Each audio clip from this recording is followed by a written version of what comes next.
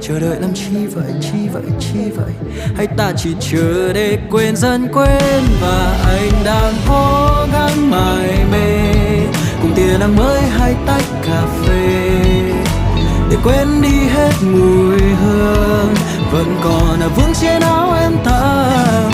Mùa làn gió nhẹ bay về đàn khăn ấm khi vẫn đâu đây, say mềm say cùng đêm chỉ để quên dần quên được em.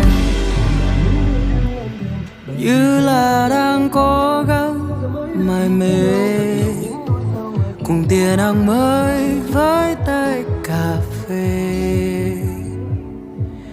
để quên đi hết mùi hương vẫn còn vương.